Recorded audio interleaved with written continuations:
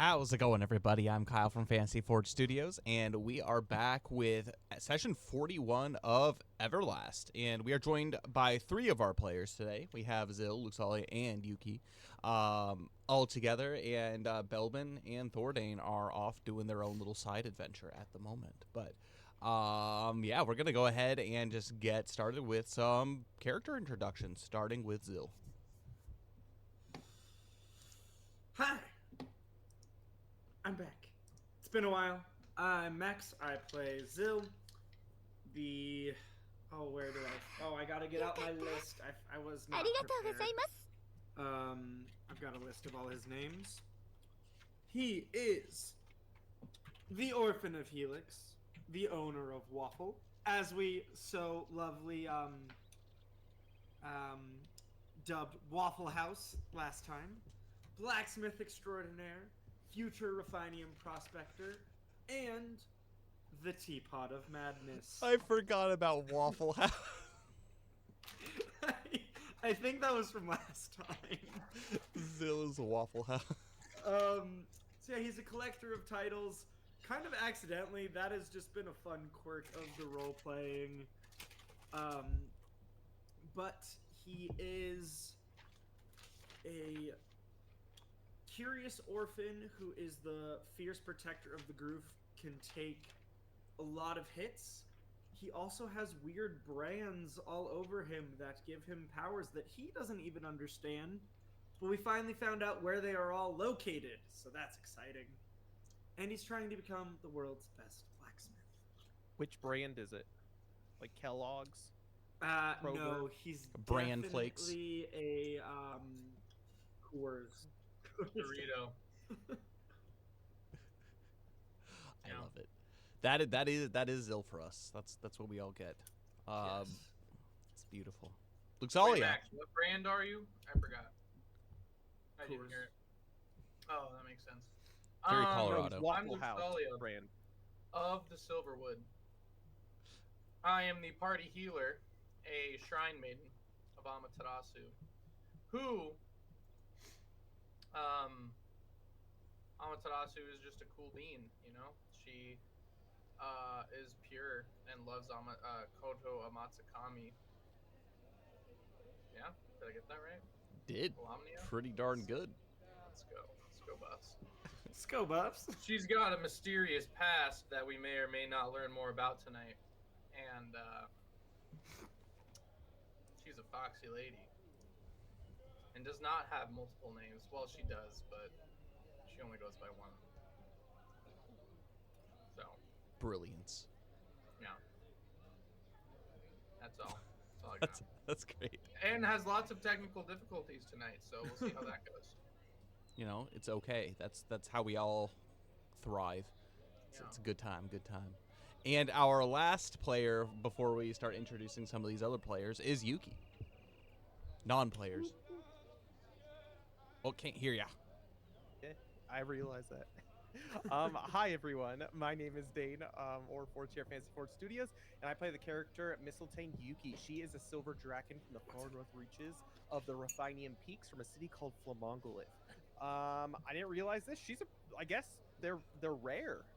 The silver dragons are pretty rare. There are not a lot of them out there, so that's pretty cool, I guess. But yeah, she is a DPS. She is a blade dancer, and she's a bard class, which is pretty sweet. So she's not a supporty bard. She has some support, but she's a DPS class. She uses 2 broadswords, apart from just being a broad herself, and being a broad technically in Fold and Rock.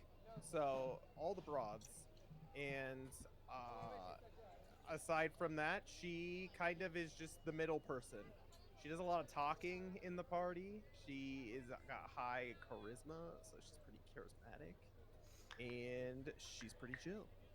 She's always asking for alms from Thordane. Yeah, yep, Thordane. We'll get to that. He's a recent philanthropist, and she also donkey kicks things as well. So that's pretty cool. She's got some strong knee joints. Yeah, she always takes damage from him, so not that strong, but you know, strong enough. Our next character is Belbin, meaning I'm going to have each one of you say one thing about Belbin to introduce him. So we'll start with we'll go Luxalia, Zil, Yuki, and then I'll add whatever hasn't been added. He is an international man of mystery. I don't know why I said that. His name is Belbin, and he is also a Glyven. His name. Tell me one thing about Belvin. His name is Belvin. Who asked you? Yeah. That's true. Both of those And are very he is true. from the Roku horn. Oh, There heck we yeah. go. Heck yeah. Zil. He is the reason that we now know, and it is officially canon, that bowling exists in Everlast. Thanks, Connor. And he's bowled a 300. That's true. He is a local celebrity for it. Yuki. Yeah, he is. Yeah, his name's Belvin. He's a Glyven. He can bowl. Some good recap. He's cranky. He used to be worse than he is. He's definitely the character in the party that has the most dubious ambitions, I should say. He likes crude things. He is a collection of heads and spines and trinkets galore. He just call him the macabre little mermaid. And he, he punches things. He's a martial artist as his class. That's pretty sweet. He is a martial artist. He is, on top of all of those things, he is a physical DPS. And so he likes to take the front lines. He likes to get whacked and deal some whacks in return. And yeah, I think technically he's not the oldest in the group, but he's definitely, like, the oldest, if that makes sense. He's old. He's an old The man. most elderly. He's the most elderly. He's not the oldest, but the most elderly. Such is life, and that's just what happens when you go through life doing your thing. But because of that, he likes to get attention from the ladies because he doesn't look his age. He looks pretty good, pretty darn good. And yeah, there's not really much else to share about him. He's not here today to represent himself, so that's what he gets known as. Some would call him a gray fox. Oh, that's true. Quite literally is. Most of those someones would be Belbin, but he counts. We have a foxy lady and then a gray fox. Distinguished gentleman. Distinguished, quite distinguished. It says trinkets. And then our last character is Thordane, and so we'll go in reverse order. So we'll go Dane, Max, Cole, and then I'll tell a little bit more about Thordane to introduce Thordane. Thordane's the captain, my captain of the Omnia's Breath, our ship. He's just basically a glorified NPC who's a philanthropist and likes giving his money away.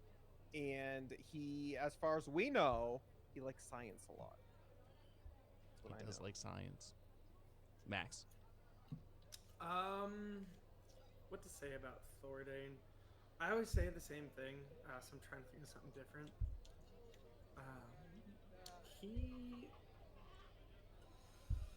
Right. This has been mentioned before, but he has a sword that talks to him because he stole its treasure. Yep, and that's the philanthropy.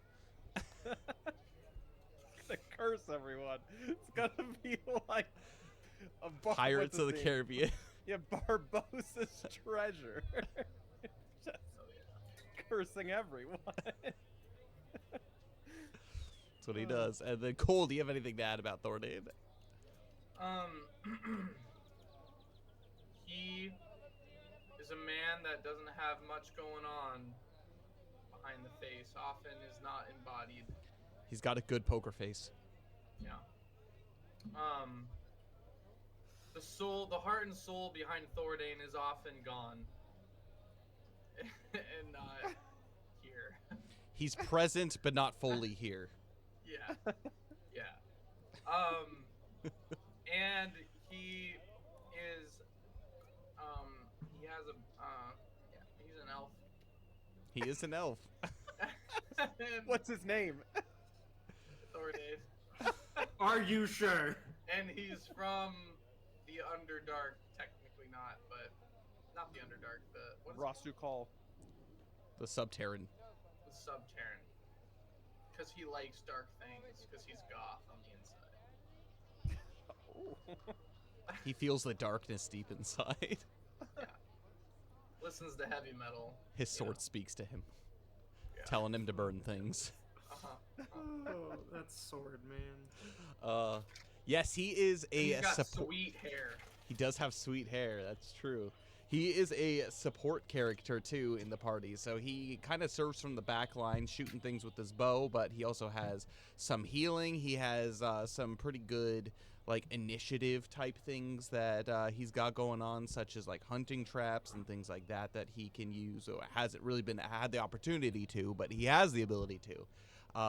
And yeah, he's Swiss Army knife. He is also WWE WrestleMania champion, 2-time reigning champion on Alomni's Breath, the boat. So yeah, it's a good time. He has home field advantage, though. He does. It is his boat, because if anyone tries to beat him on his boat, he's getting thrown overboard. So Yeah. that's the way it is. He's very dexterous. But I think that's it. That's everything. I am Kyle. I am the creator of Everlast, the Fate Weaver. I am helping these players forge their name within, or at least narrating it, as they forge their name into the world of Everlast, defending the world from evildoers of the void. I am also the writer and creator of this game, and with that, yeah, Everlast is a creation of Fantasy Forge Studios and Kyle LaFonte, and we own all copyrights to pretty much everything: gameplay mechanics, intellectual properties, all of that kind of fun stuff, images, music, text, all that kind of stuff. Feel free to use it for your own homebrew stuff, but don't take it and sell it as your own, as this is a game that is in the making and will be released at some point. But feel free to use it in your own homebrew games. Enjoy Everlast. It's what it's meant for, to be enjoyed by all.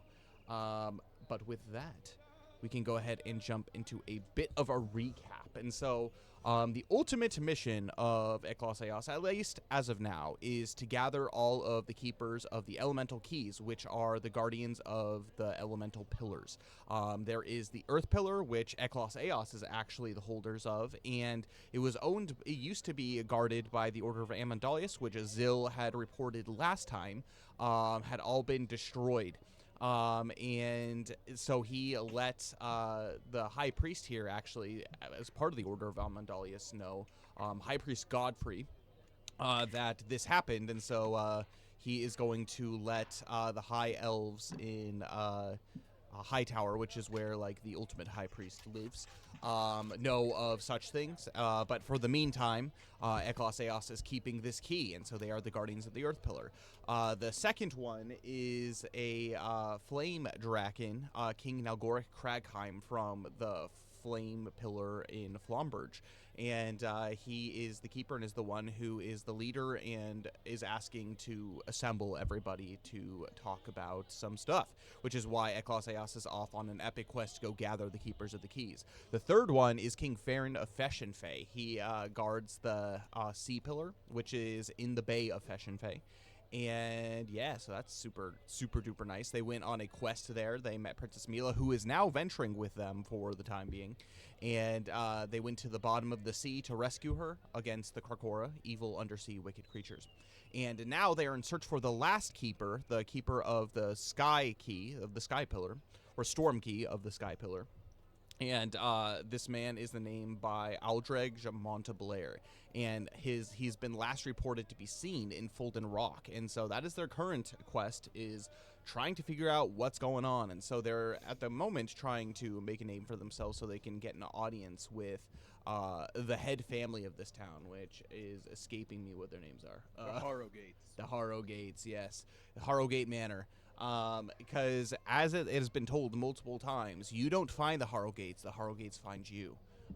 And so they are doing what they can to be able to help the town out in the meantime, while also trying to, I guess, clean up the crime that's in the city, and yeah, just kind of explore and figure things out. But last session, they had made their way over to Folden Temple, to which a lot happened. They experienced the traditional celebration of the Folden ceremony, or not, the alumnic ceremony of the Order of Amandalius. And after the fact, they decided to come back later that day at 3 p.m. for the sacrifice, which happens once a week. That happens on their Fridays. And so Yuki and Luxalia went off to go do that. Belbin and Thordane went to go scout Foggy Bay, because they are also on another quest to figure out what's going on with the sketchiness inside inside Folden Rock, particularly searching for a man by the name of Rollo Beaumont, who is basically like an ex-pirate who has caused a lot of problems but has been on the down low, but apparently is leading an underground crime organization. And so they're trying to find him and figure that out. And so they've been tailing a guy by the name of Ricket, and going off of what Ricket and Agnes Vavasar, the keeper of the Cinder Street markets, are talking about. And the last information that they heard was that there was going to be shipment this evening at 6 p.m. in Foggy Bay. And so both Thordane and Belbin went to go investigate it, to which Belbin went down and found a small little bay that was completely foggy, and nothing much else after that. And so he was able to make his way back up onto dry land, as it were, back into the town. And yeah, and then we finally conclude with Zil, which after the group had discussed all of the things that had befallen the Earth Pillar with the High Priest and all that stuff, Zil decided to talk to him and ask him a few questions, particularly about the Rune Lords, but more specifically about what patrons are, and the Serac, and the gifts that these chosen few adventurers do have to be able to fight against the evils of the void. Essentially, long story short, certain adventurers are gifted the graces of the Serac. Basically, Alamnia's first and most, not the most cherished, but first and probably strongest creations. And they all have special powers that every now and then throughout history they grant select few adventurers to have, to be able to withstand great evil in the world without direct intervention. And so it leaves it in the hands of the people of Everlast to be able to fight back the evils of the world with the assistance of Alamnia, but without too much divine intervention from above. And so all of these adventurers have been gifted with, whether they know it or not, patronages by the many Serac that exist within Everlast. And so the ones that are known to have existed so far have been named, but there definitely are some that are not quite well as known, meaning Zil's, with his Rune Lord, he hasn't been able to quite get the answers that he needs for that. But without further ado, we'll go ahead and hand it over to the party. So, where do we want to start? I think we are going to just continue on with the conversation that Zil is having with High Priest Godfrey. Is there anything else that you want to ask him before you do depart, Zil? Oh gosh, I'm trying to remember if there was anything else I had in mind.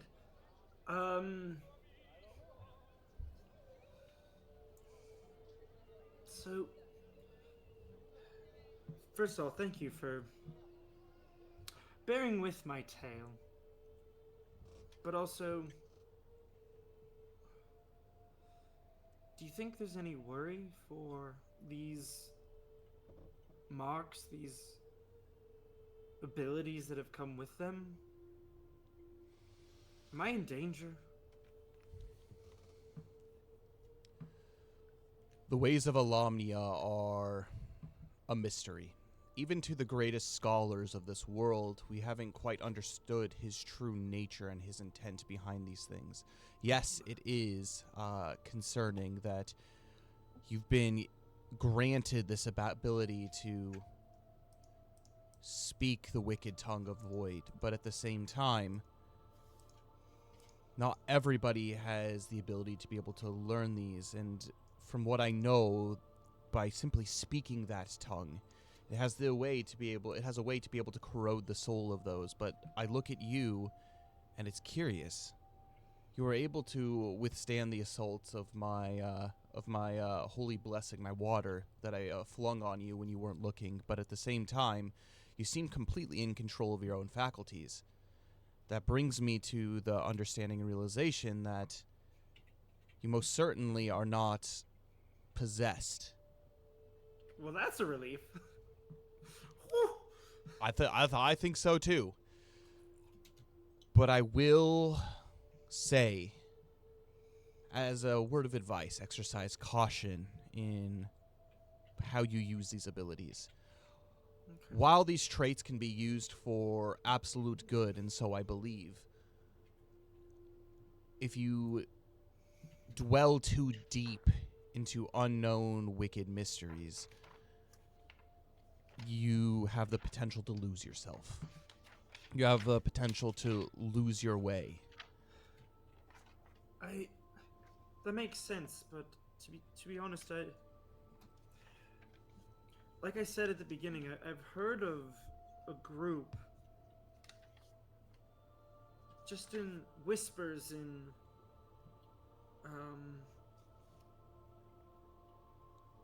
no direct references, but there's been sprinklings of their existence that are similar to me. From what I can tell, that they have this ability too to speak the void, but to be untouched by it. They're what I'm more interested in than the power itself. Tell me what you know about them. That's about it. Simply know their they- existence. They exist. They know void. They're warriors of light, and they're not corrupted by the use of it, and actually, like you said, use it for good. That's all I have. I don't even know their name. There are many secret orders that exist in the world. The Order of Amandalius is one that is more public, one that has existed for many, many millennia. All the way dating back to, well, the early parts of the Second Age and the later part of the First Age. And our goal is, as a people, to spread the word of Alamnia, to spread his right practice, proper use of mana, and teach people how to worship. But there are others who, perhaps whether they are ancestors of ours, whether they have experienced or had encounters from their own, have taken the will of Alamnia and have used it to different degrees, participating in different measures. If there was a group that was out there that has these markings that you have, these runes,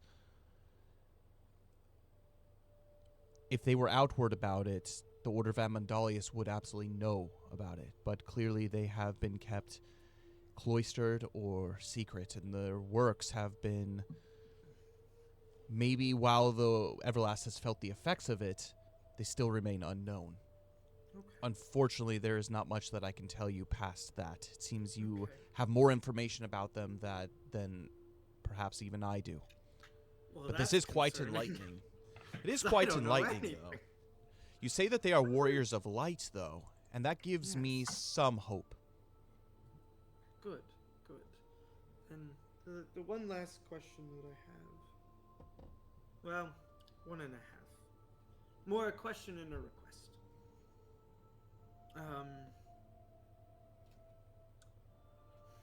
So I've noticed I'm an orphan. I grew up on the streets, having to care for other orphans, and I always tried to do right, but sometimes the street demands questionable things of you that I had to do in order to survive. which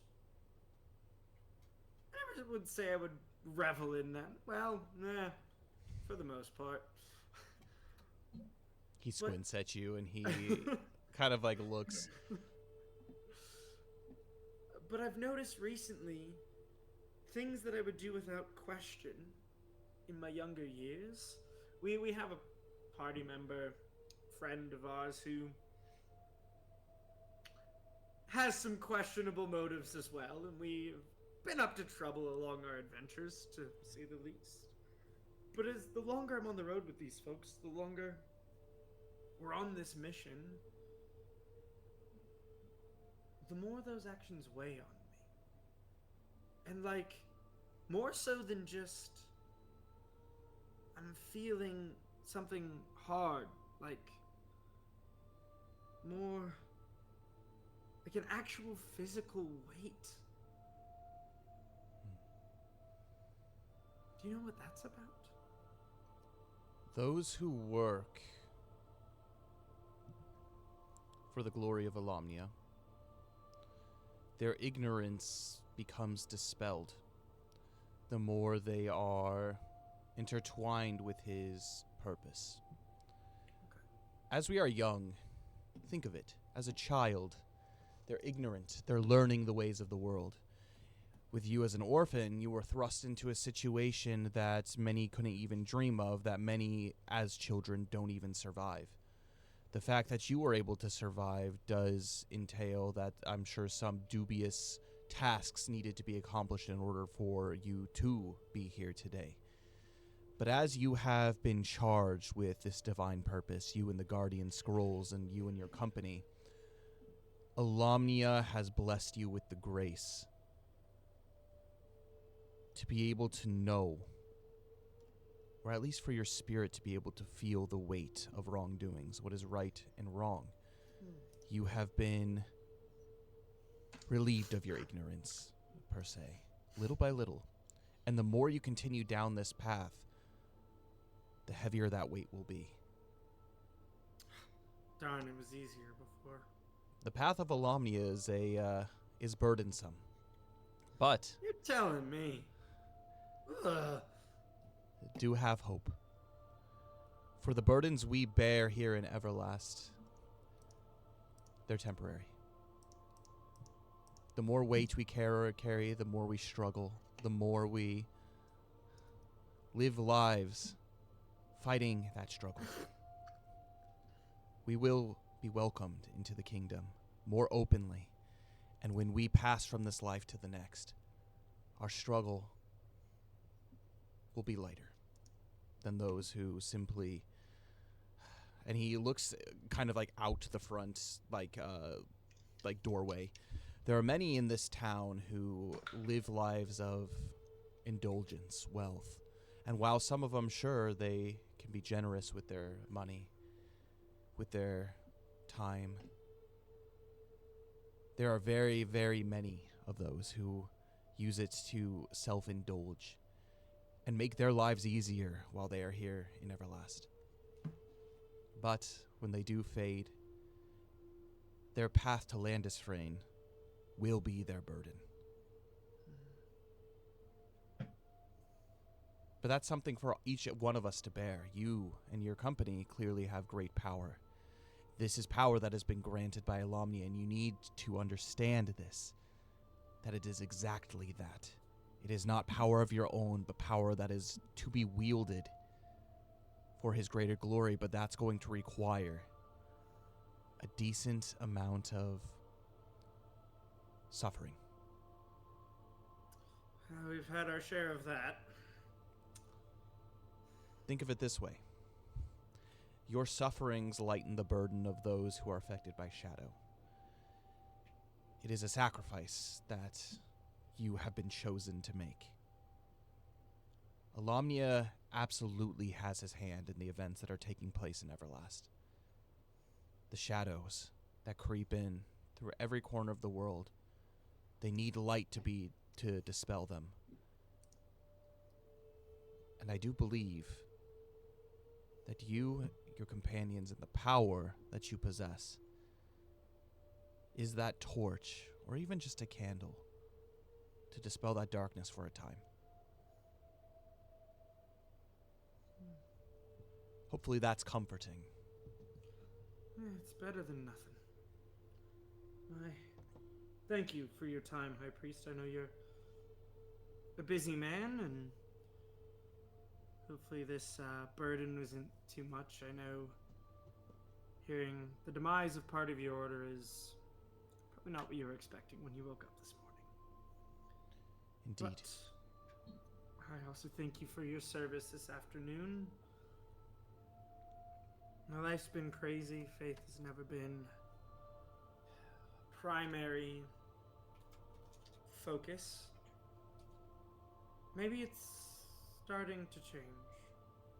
So my last request on as I go, as this journey has begun, may I have your blessing?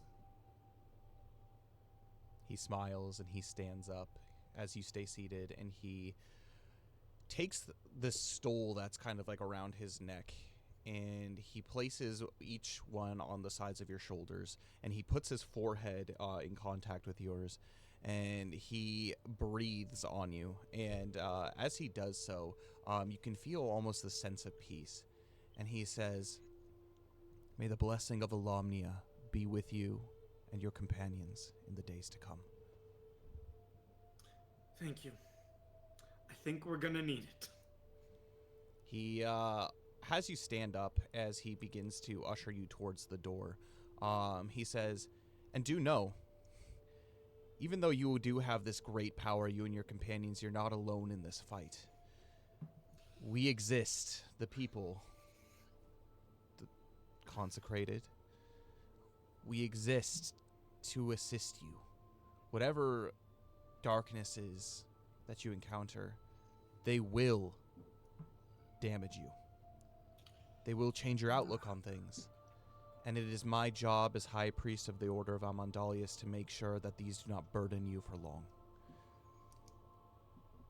Thank you. We've already seen much. We didn't tell him about our run-in with Malvish, did we? I don't think so. I don't think so. we Okay. didn't. Okay. We're not gonna. I'm not gonna, at least. We've already seen much, and if the scroll is to be believed, there's only more demons in our future. Literally. And probably figuratively. But thank you. If ever you need your anything, time. seek out members of our order. We will do what we can, and that's what we are taught, to be able to help you in such times of darkness. Thankfully, we've got a traveling companion of ours. I'm sure he recognized her the minute, at least type she is, the minute she walked in. A shrine maiden. Indeed. We're in good hands. To keep us spirited until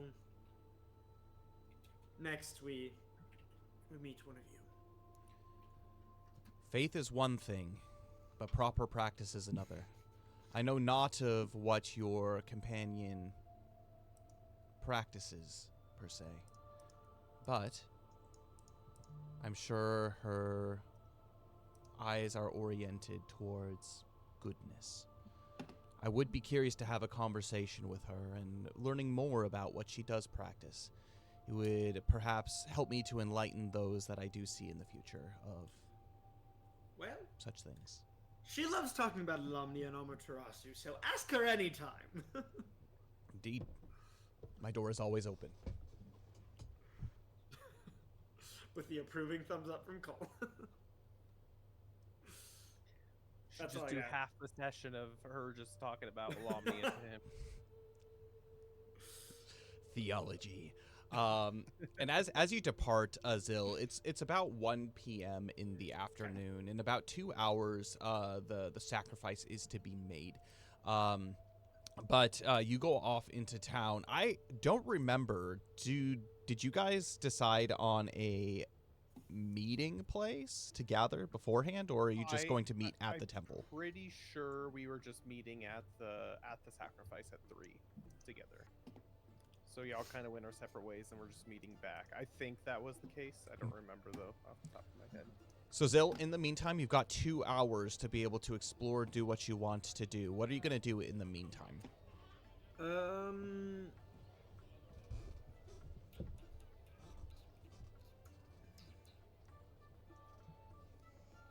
Is anyone selling any metal? There is a market that are You're here. poor though. Yep. There are a set of markets that are inside a high town here. If you do want to go really quickly check as far as metal goes, you can do so as the rest of the party gathers. And so just as a quick reminder, both Luxalia and Yuki, you did actually head over to the farming district, and you did pick out a goat. It's a handsome goat. Perfect for the slaughter. Goats. It's the goat. It is. Absolutely. Yeah. Let me go ahead and pull up my market board and see what is going on. The Do we emerald. get a picture of the goat? Wait, picture of the goat. What? Yeah. I got to show us put a picture of the goat on the screen. No, there's no picture of the goat. Oh, I got so excited for a second. No. We can just do a quick what's there, what's not. Yep, I'm just pulling up my. So as Zil, you depart. You see that Hightown has become bustling. There are all kinds of people in every which direction. The world has woken up. You make your way north, and you find yourself on basically a side street that borders a large park that stretches basically for the entire width of like the middle of Hightown. And at the very peak end, there looks to be some kind of a library of sorts. But directly behind it, from what you remember upon making your way up the main path to Harrogate Manor, is that there was a closed, what looks to be shopping district. This is a district known as the Emerald Emporium. And as you make your way into it, it is definitely not the Cinder Street Market. These are well-established stone buildings with all kinds of high prices and elegantly dressed people who are not necessarily hawking their wares, but are of the esteem where people come to them for their stuff. Each stall seems to be very specialized in a specific task. They don't have a hodgepodge of things that they buy and sell. So if you do ever want to sell things here in the market, you need to find the right buyer for it. Because even if it is something valuable, if it's nothing that's their specialty, they will not purchase it. But you do make your way into the Emerald Emporium, and so you're looking for metals. So let me take a look here. There is no blacksmith particularly in this area. However, there is... Sorry, there's a lot of vendors here. There's a lot of vendors here. There are no candle shops. Do they sell fragrances of the realm in Hightown? They have a elixirs basically stall. This elixirs stall is called oh my gosh, where is it? Oliver Lavasseur's Lavasseur's Enchanted Elixirs. So they have that. They have a shop called Lucie that's run by a woman named Lucille Boucher, and it's Boucher's Cabinets and Wonders. So it's like woodworking. They have by Etienne Gerard. It's Gerard's Masterwork Implements, and these are going to be more stonecraft type things. They also have Claude Dupont and Dupont's Arcane Contrivances. And this has all kinds of like trinkets and whatnot that seem to have some kind of manic stuff behind them. They seem to be enchanted trinkets. And then you have Beatrice Fontenot, which is Fontenot's Glimmering Adornments, which is a jeweler. And then finally you have Adrian Moreau, so Moreau's Miraculous Garments. And so this is a cloth worker. There are no metal workers here in this place. When did I get a Damascus shield?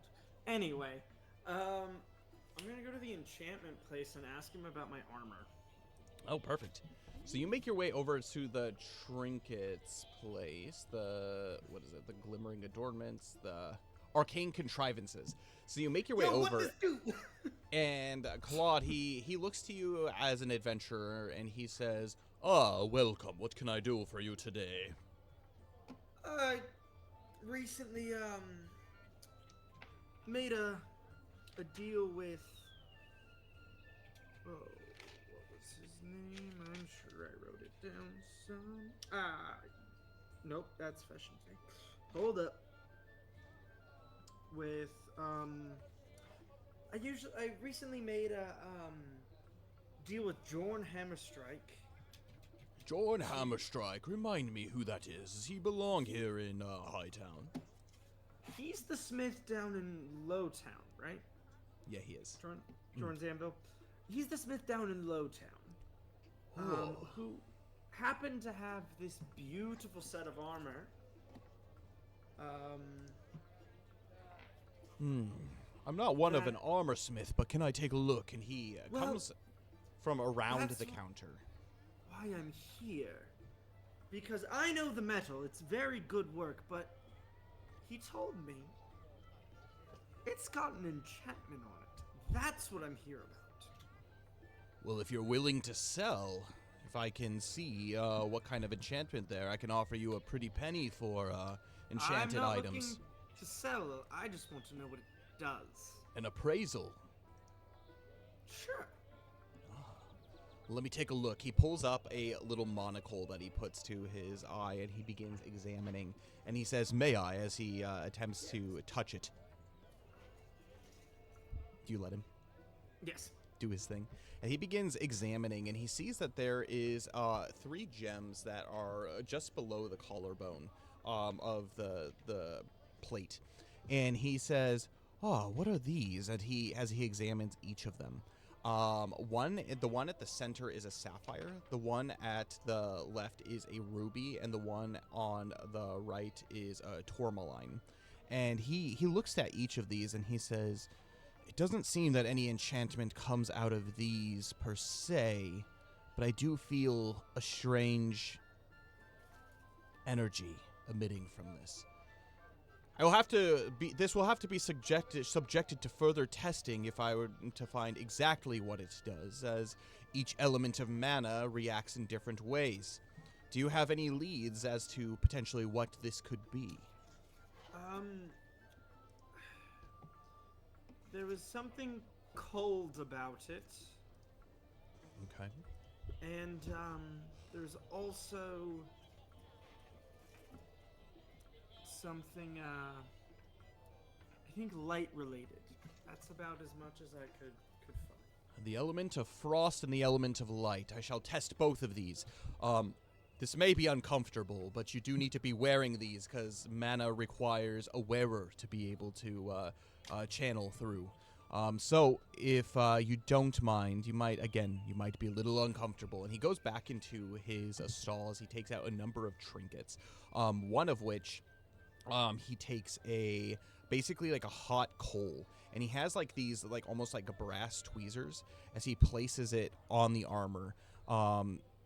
Fortunately, this is Earthshea craft, and so it should be able to withstand. As he places it on, you hear like kind of like a high-pitched like kind of like screeching. He's not scratching it across, but as it begins to heat the metal, you begin to feel the heat after about a minute through the plate. And he takes it off, and there is a small bit of ash and dust, but he takes the coal back and he places it in like a little kind of like plate, and you see that it immediately begins to start kind of like melting this plate, this hot coal. Well, that is a fine craft, but it does not seem to be frost. You see, if it was frost, it would have cooled this down enough to where this plate would have withstood. And so he places it basically back in, like, it's his little furnace that he has in the back. And then he says, "For light." Now, this is a tricky one. If you would come back behind the stall, there's too much daylight out here to be able to really test it. Okay. He does I so. go with him. And as you do, you find your way into kind of this like back room, and he takes basically this curtain and he unfurls it to where it completely blacks out, like a blackout curtain, the light from the outside, as if it is closed. And you can like barely see kind of what he is doing, but he takes out what looks to be a small kind of candlelight torch, and he has like this magnifying glass in front of it, and he begins to examine your plate. And as he does so, you can see that every now and then there are shimmers of kind of like gold dust that come off in certain locations of this armor. And he says, indeed, it is light. There's absolutely an enchantment, and it looks quite powerful, if I do say myself. And he says, there's one last thing that I can do. And he opens a chest, and you can see that there are 6 crystals that are inside of this chest. Each of them shed different auras. They are each elemental crystals, so there's basically flame crystal all the way to dark crystals within these. And he pulls out the light crystal, and he touches it to the breastplate, and immediately you begin to feel the effects of what this does. You feel mana beginning to swell within you, and he actually in turn begins to as well. And the armor begins to glow and glow and glow, almost as if it's being fed. And as he does this, Zill, I'm going to have you make a an elemental check for me. Oh, no, I'm bad at that. First dice roll of the session. Hey! 'Tis true. Hey, 17. 17. That's really good.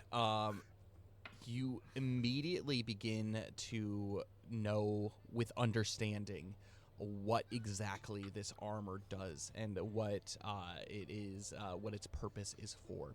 So essentially, what this armor is so it's a Damascus plate armor that is enchanted and is of a Grumala make, but it has a special ability. When you receive light damage to yourself, you heal 2d6 hit points. Oh. So you become immune to light damage, essentially, and you heal from light damage. So I don't take the damage? You don't take the damage. Okay. But you heal. It doesn't matter how much damage you've received, but you heal 2d6 hit points every time you take light damage. Go! Let's fight some light creatures! Yeah! He says, as he pulls this light crystal away from you, he puts it back in his case and he unfurls it, the curtain, opening his shop back up, and he says, "This is a very, very potent piece. It has been many a year since I've seen something quite as powerful. Take good care of this. It is quite valuable." Well, it'll serve me well. We fight a lot of big fights, and I paid a pretty penny for it. Sounds like Jorn was kind to me. Well, if you are to sell it, you know the place. I will offer you top coin. Noted. And I appreciate your help. Okay. We're gonna make a... You tell me what... Zill wants to tip the man. Okay. What should I roll Make to a get a sense of how much to tip? Because this Wisdom. is not Zill's world. Wisdom skill check. Dirty 16. Dirty 16. He seems expectant of this tip. Okay. As far as the amount that you should tip, he went above and beyond for this, and so he's going to expect something that's probably higher than about 30 EC. Oh, that's more than I wanted, but it's fine.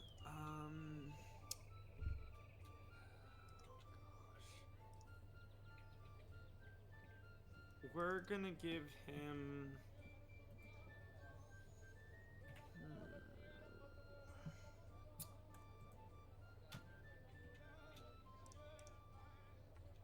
just more so out of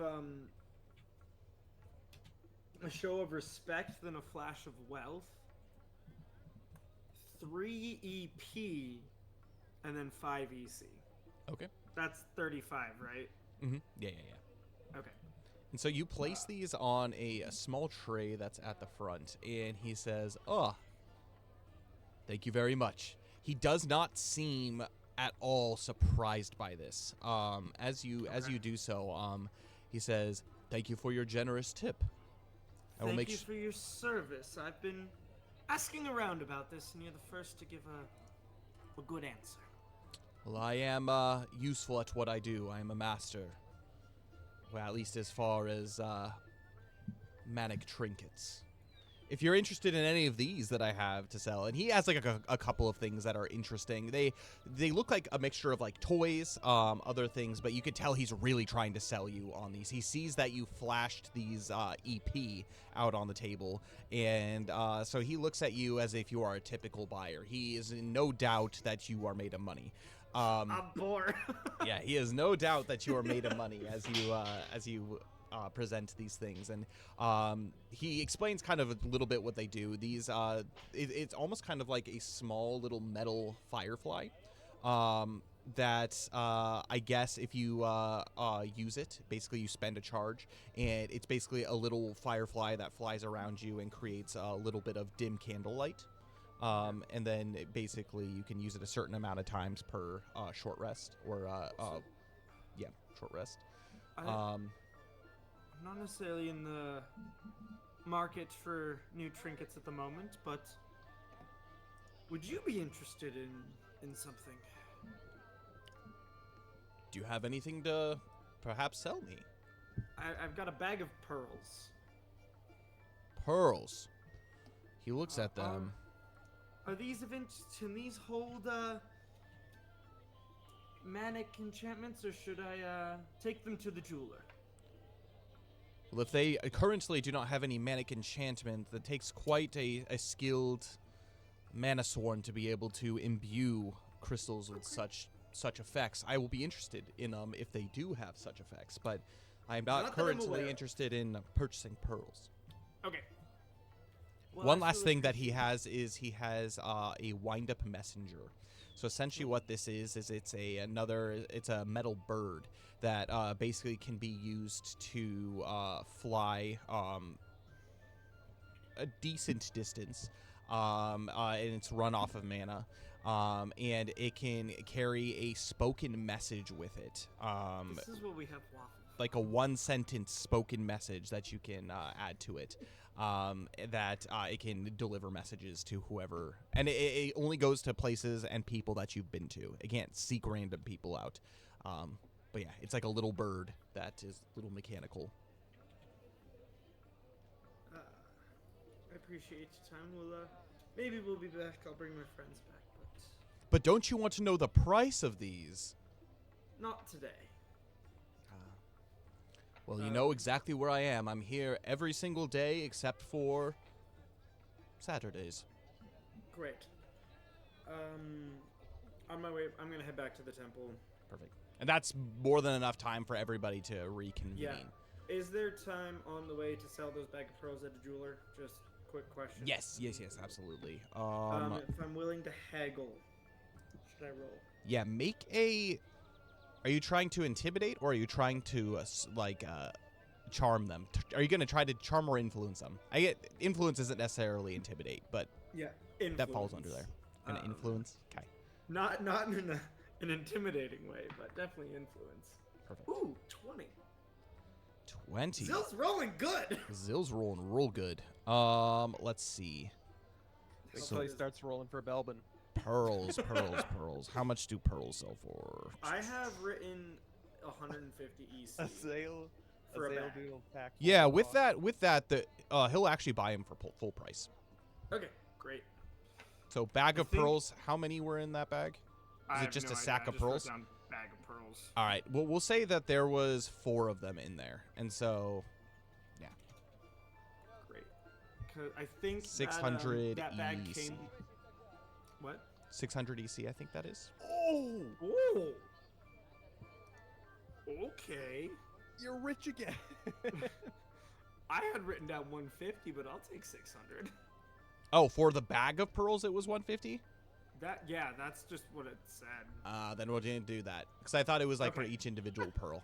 No, we're That gonna makes do. more sense. Yeah, bag of pearls was 150. Yep, that makes I'll sense. still take that because that's full price for a sell item. Mm-hmm. I think that also came with a weight of misery because I think that was the bag that we pillaged from the tomb of Belvin and I.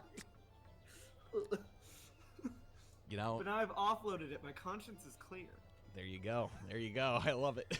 Yeah, they're nice, flawless pearls. They've been in this sack for quite some time, and so. But you do eventually come back and meet up with both Luxali and Yuki. However, it is probably 5 minutes before 3, and there is no sign of Thordane or Belbin.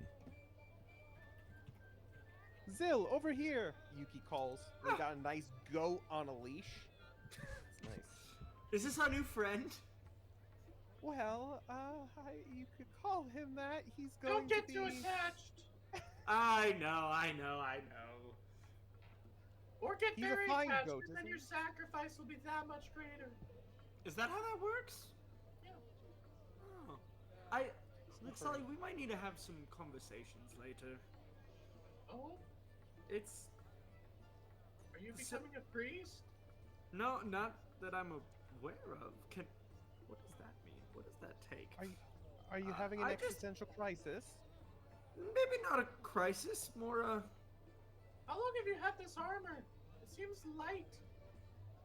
I bought it a couple days ago. Weren't you there? No. But it is light. Luxali, you have light magic, right? Yeah. Light mana. Oh no, man, yeah. I just found I know out what you meant. if I'm hit by light, if I'm damaged by light, Yeah, I feel better, not worse. I get that. No, you don't understand. If I'm What? supposed to feel worse, Yes. I feel Well, better. instead of heavier, you feel lighter. That's how it works, right? No, I'm saying it always works that way, even if it's not supposed to. I think we're on the Anyway. same page. Sure. But I don't know. The time in the temple this afternoon. You're a new man. In our travels, I've come to know fairly certainly Alomni is real, but it seems like there's more to it than that. That's all I've got right now, but you seem to know more about it than I do. You know, seem is the operative word. Do you not? The more you know, the less you know you don't know, you know? No. Oh, I didn't go to school. You lost me. yes. Well, are we ready to sacrifice this goat? Speaking of Yeah. which, I've you got guys an ever axe. seen Belbin or Thordane? No, you don't. You have to be a priest to sacrifice it. Unless you're becoming a priest. Not that I'm aware of. Oh. Okay. Should I? Yeah, What does that probably. mean? It means you sacrifice goats to Alomnia. Wait, so I become a priest, I gotta use my axes on a daily basis? Oh, weekly, usually. Okay. I'm pretty sure axes are used more in executions rather than sacrifices. They can't make an exception? Uh, I'm I just don't think I picturing wanna be a this. It's priest like you get the anymore. sacrifice and a great battle axe comes out. I use one of my small ones. I'd use one of my You have a hand small axes. bird that gets placed on the altar and just whoosh. It gets You know, flung over the across the fence. room. I'd use one of the small axes. let me see. Of course. Well, Belbin, I thought he wanted something to sacrifice as well. Speaking of which, have you seen them, Zil? I thought we You've were been all waiting. using this goat. No, I've Well, I know, but Belbin seemed to want to sacrifice something of his as well. I don't know why. I but was mostly Just try. here, and then I went shopping. But I mostly here. You and your shopping. I finally found out what my armor does. Oh, what does it do? I was trying to tell you. Oh. If I get attacked with light, I feel better. Yeah. Never mind. Is that what Pillar of Light does? Is that how that always happened? If I get hurt by light, I feel better. Right. Okay. So does Do that you know mean what if I'm you trying to say, stare- Yuki? If you stare at the sun, you gain HP? Should I try? Can I try that? What is an HP? I'm gonna it's- stare at the sun for Is it a It's your 30 durability. seconds. The HP virus. We Make a want more fortitude of it out survival here. check for me, still. A what? Fortitude? Fortitude survival check. Are you staring at the sun? Oh no. Zilla's Oh, just no. dumb enough to go for this. 21. 21. Wow. You gained the blind sass ailment for 1 hour. Oh no! Alright. How do you feel, Zill? Does it work? I can't see! Hey, it's not You don't permanent feel blindness. better? That's good. I can't see! Okay. Why'd you stare at the sun? Cause Yuki said it would work! Well, your I know. armor's not covered by this. Your eyes aren't covered by your armor. Oh, that's a good point. I don't know how these things work. I'm sorry, Zill. Well, hopefully this blindness fades. Hopefully the sacrifice is about an hour and I'll be... No, I don't know it's an No, hour, it's but... 5 minutes. It's in 5 minutes. You're gonna miss No. it. I mean, takes about an hour. Oh. Okay. This is a bub game. Zill has no idea how long he's blinded for. It's okay, Zill. You know, with Olamnia's grace, you'll get your vision back. Just pray a lot during this sacrifice that he shows pity on you. Maybe I need to go back to the Congress. Yeah. All right. Are we ready? Yeah. You're part of a democracy. There's a number of people who have been gathered here, probably including the three of you, a total of maybe 20, 25 people.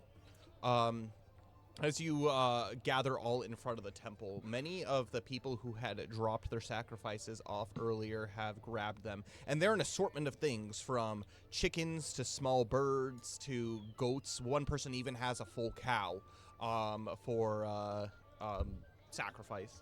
And immediately out of the temple doors, you see Brother Julian. And he comes down and he says... Oh, it's good to see such a crowd today. Those who are asking of Olamnia's graces, his blessing, and forgiveness. Before we proceed inward into the inner sanctum, I must ask one thing of each of you. The temple has already been purified, and as such, each of you need to as well. But first, as he begins to question each of you, we'll just question the three of you together. But each person answers these questions one by one. Some are actually denied, and some are let in. The first question is, have you had a contact with a corpse or a beast, or of a beast or a man within the last week? Or a Have man? we? Wait, I don't think say we it should again. say dead people. Have you had contact with a corpse of beast or man within the past week? I don't think so. The fact that we have to think about this.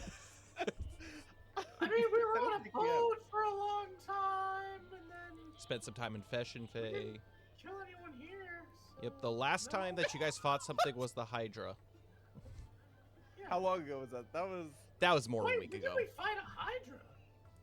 It was the thing that was guarding Mila.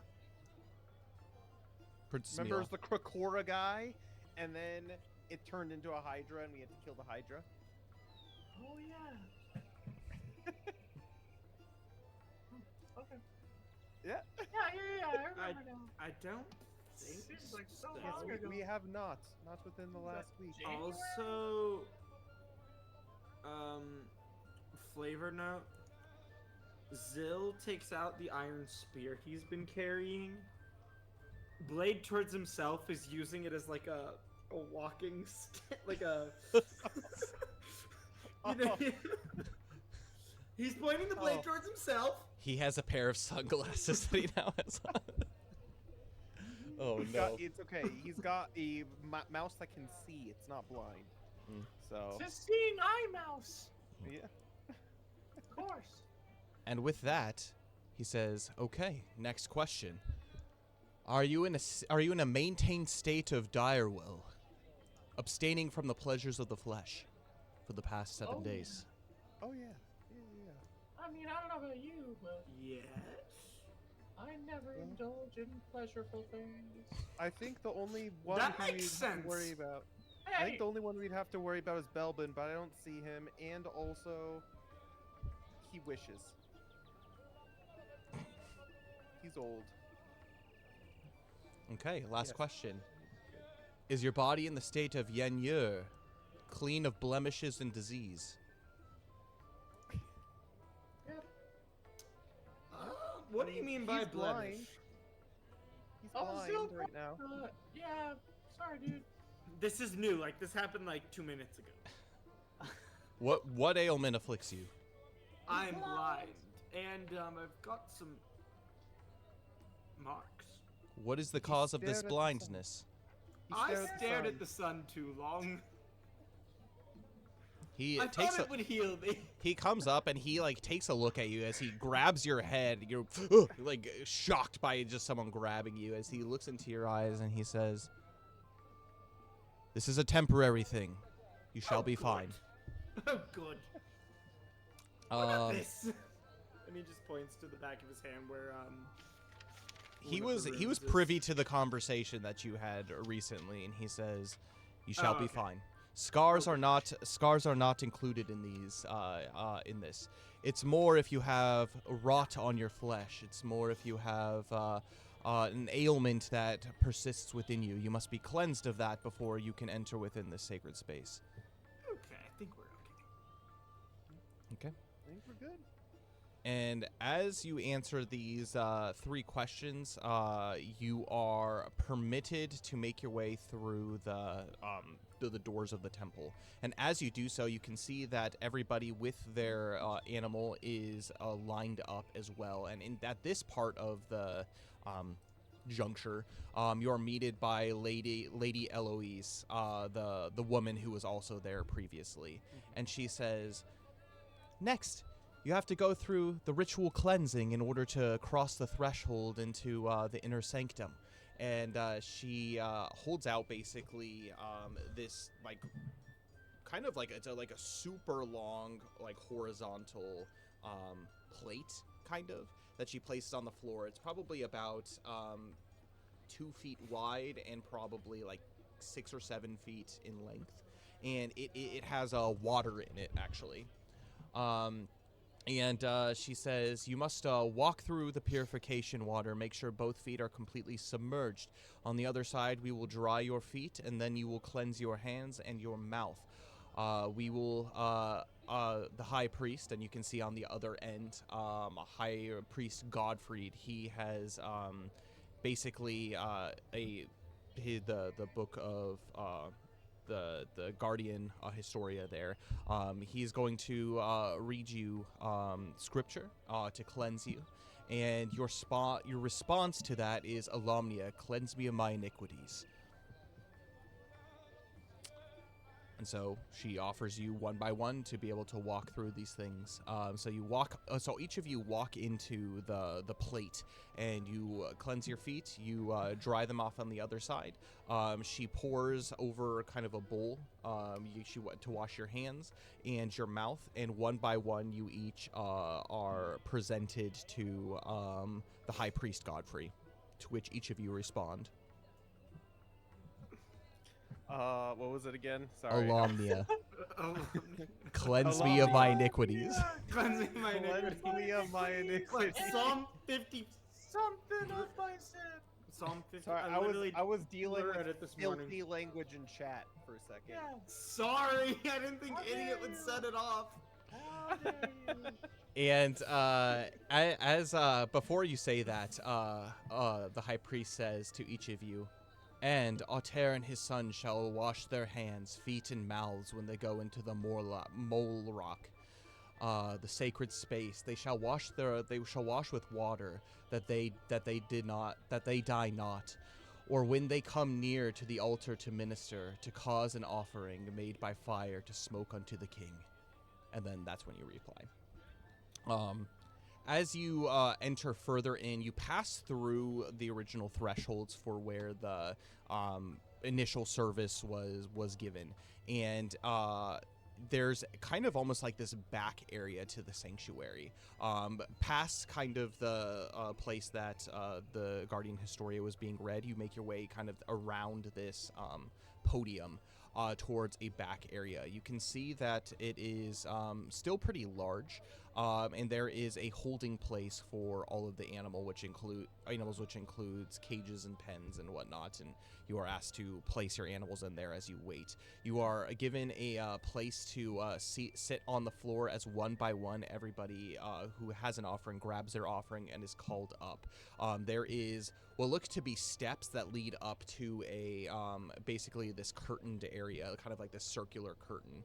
And as everybody has finished making their way through the purification process, probably about 18 of you have made it through at this point, before being turned away for the questioning. So 18 total have made their way through. And as you sit and you wait, the high priest, he comes in, and as you, the faithful, gather, the curtain is drawn, and it reveals what looks to be a kind of like this like oval pedestal. And on top of it is a marble, basically like a marble sacrifice table. And as he does that, he takes basically this bucket of what looks to be blood, and he begins to sprinkle it all over this altar. And all the while he's doing that, he's sprinkling, he repeats, "We humble servants ask your grace, mercy, and might. Make this a sacred place, whole and pleasing to you." And then with that, he calls each and every one of you up to the forefront. And with you, since the three of you had brought your one goat to share between the three of you, the three of you are eventually presented up to kind of the front. So you stand at the bottom of this diadem, or a dais, not diadem, dais, and you have this goat, and the high priest Godfrey, he says, "What name do you bestow upon this beast?" I thought we had. I thought it was Pickles. Pickles. Frederick. Pickles Frederick von Liechtenstein. Yes. Yes. It is Pickles Frederick von Liechtenstein the Second. Yep. Quite a odd name, isn't it?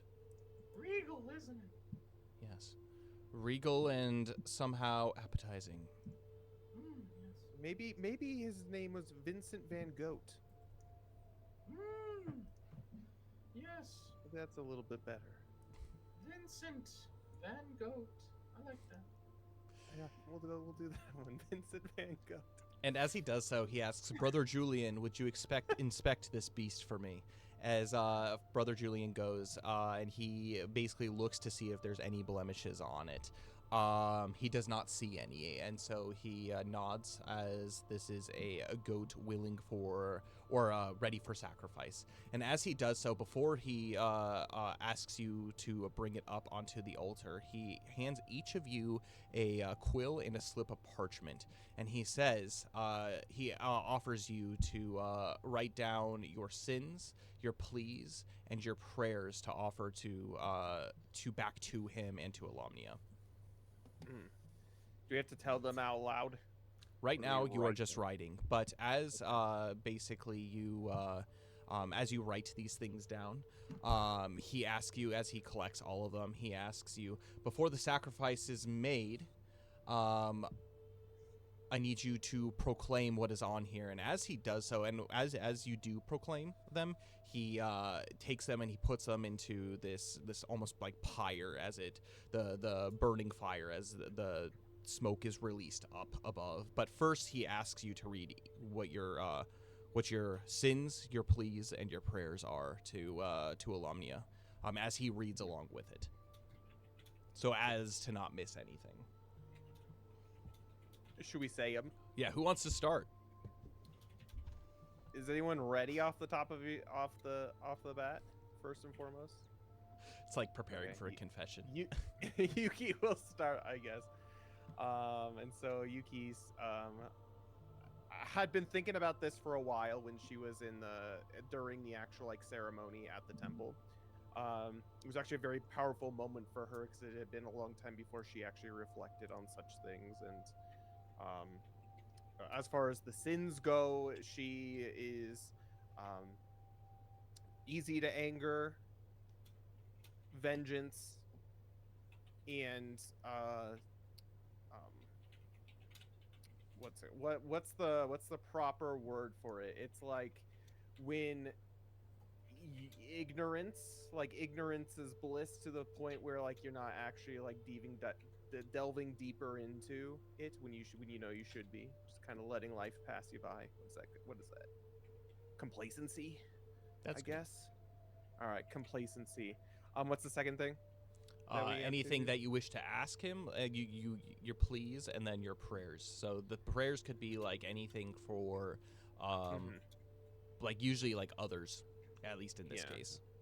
Yeah. So for please, for understanding of my mission of Yuki's mission sent forth, understanding of her purpose in the grand scheme of this adventure, and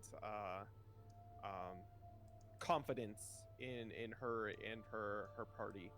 And then prayers is praying for the safety of her party members, Zil, Luxalia, Belbin, Thordane, praying for Belbin, and his growing in understanding, and then also praying for the departed soul of her old companion Fife. Perfect. So that's what she'll have. Who's next? No one. Still writing. You as you do this, Yuki, High Priest Gottfried, he takes the slip and he puts it into the pyre, and it disintegrates. And actually, as it does so, it has a small blue glow, and like the basically like these like kind of like sparkles rise up and eventually disappear into the ceiling. Oh, and by the way, at this part of the temple, it's actually completely open to the sky. And so it's indoors, but it doesn't have a roof on this portion of the temple. Well,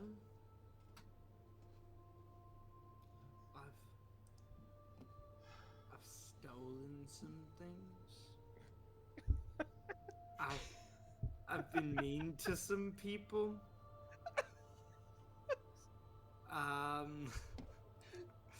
Also, Yuki, I hope you're getting this because I can't write right now. Also, I don't does Zil even know how to write? I'm pretty sure Zil can write. Okay. I don't think you have a mind score of like 2, so I think you're okay. I have a mind score of 6. Thank you very much. I think it's a minimum of 4 in order to be able to write. Great. So. Well, right now I can't. I've probably insulted some. Blind? You tell me, Luxalia. I got angry at my friend. It's like a 2-year-old giving it. I could probably roleplay Zil a little more stupid. all good, But I it's like it. fine. It's fine. I've hurt some people.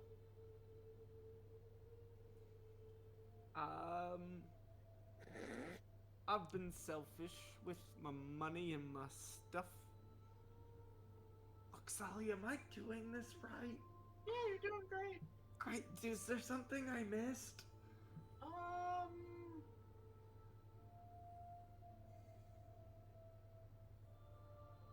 Not that I can think of. Great, that's it, Yuki. Throw it in the fire. You need to. What about who are you praying for, Zil? Who are you? Who am I praying for? Yeah. All Do you have my, any requests? all my. FYI, you don't have to have all of those things. It's just basically those are okay. the potential things that you can All pray right. for. My family of other orphans that are left in Helix.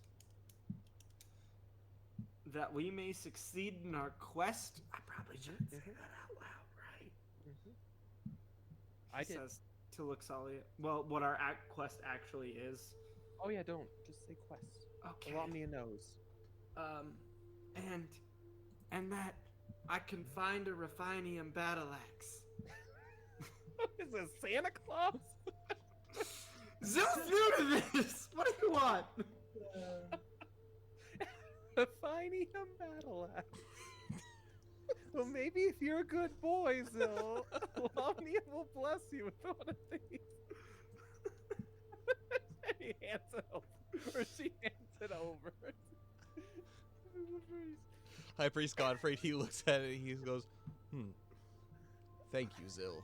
As he begins to put it into the fire, it burns and it rises in smoke, and small little blue kind of like embers come off into the distance, and it's burned. Look, Yuki, what just happened? Your sins were given in the sacrifice. Did they look cool? Yeah, it looked really cool, Zil. Awesome, Really thank cool. you. You're welcome. And Luxalia. Oh man, I wish Belvin was here. Oh gosh. He's so curious. Yeah. That's if he would even make it through the first part of it. That's true. Pride.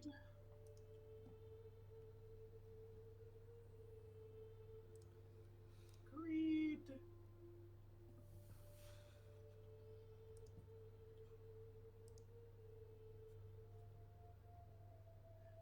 I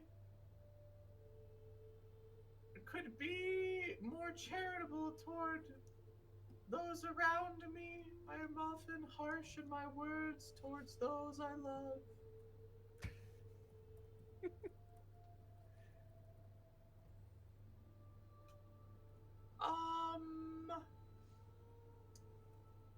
Jealousy, envy,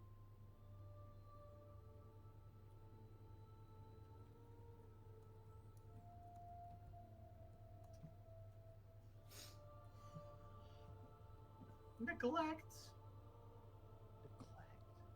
of those I love and responsibilities.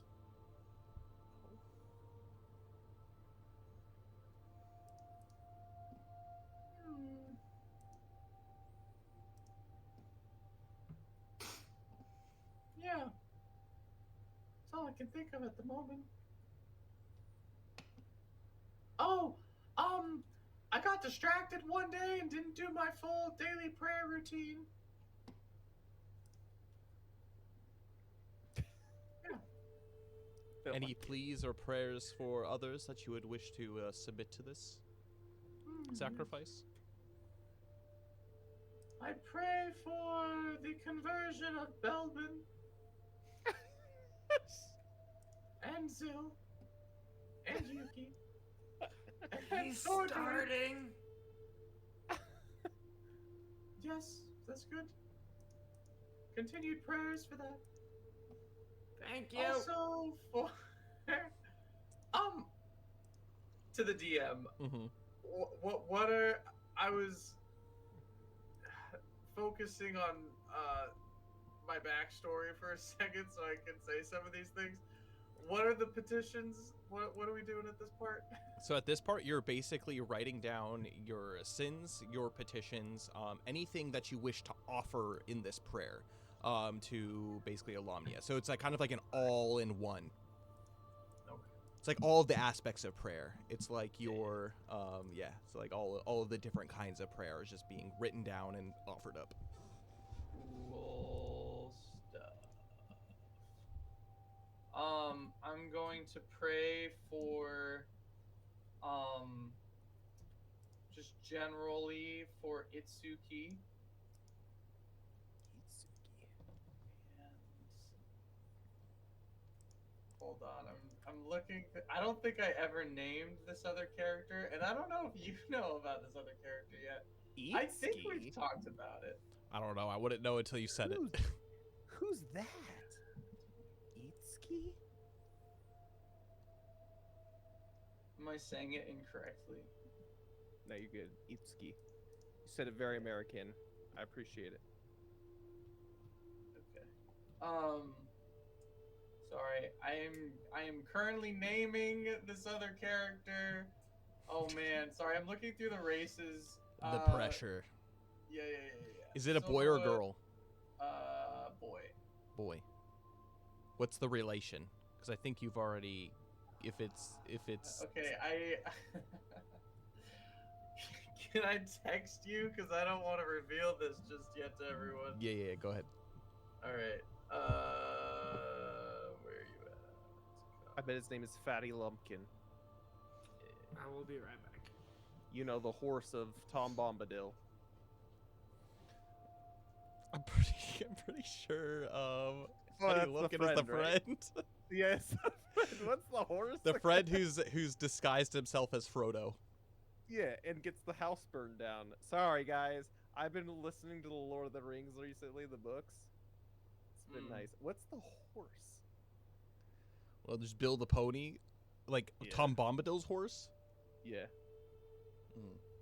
Bill Fernie's horse. He's not named Bill after Fernie's. Bill because he bought it from Bill. It is Fatty Lumpkin. I was right. Nice. Freaking nice. Fatty. Did you get my text? I got it. No, you have not given me a name for this individual. Okay. Sorry. I'm looking through. I'm not seeing Silverwood. Would I be Rinkin? Is that Rinkin. or Roku Horn? I see Rinkin clan Glyven, and I see the Ginrei clan of the Roku Horn, and that's all I see. Yeah, you're probably Rinkin then, because Silverwood and Roku Glyven are like the two that are in like the first one, so probably Rinkin clan.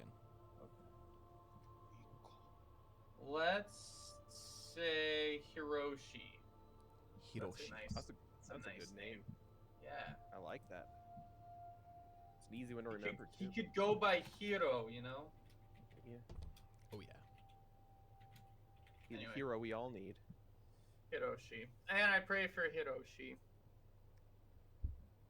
Okay. Bam. And the I don't remember their names, but the people in my like convent. Yeah, Lady Yua. Yeah, Lady Yua. And I need to write people. these down at some point. And people. Lady Yua and clan. And other shrine maidens. The shrine maidens of Amaterasu. I'll just put that in there. Okay, Alright, so- sorry that was long-winded. I'm done. It's good. I like it. He says yes. Go ahead. Petitions, any other... and for Alamnia's blessing on our mission. As you hand this to High Priest Godfrey, he said, "Very well thought out." It's like a like a page of stuff. He's like, "Very well thought out," and he rolls it up and he puts it into the funeral pyre, and it makes its way up into the sky, dissolving into blue light. And with that, he what did you actually name it? Did you name it the goat? Oh yeah. Vincent Van Gogh? Vincent Van Gogh. Vincent Van Gogh. Vincent Okay. Van Gogh. Yes. So he takes it onto the altar before going into the funeral pyre. And on the altar, the goat is placed, and he takes a knife and he cuts its throat and drains the blood from it. And he says, "May this sacrifice be pleasing, Vincent Van Goat." May the sacrifice of Vincent Van Gogh be pleasing to you, Alania. Amen. Cut off his ear. And he does so, and the goat begins to bleed. But the priest actually takes basically like this beautiful ornate silver bowl and collects the blood inside of it. And it's actually a different for each sacrifice, like a different bowl of blood for each sacrifice.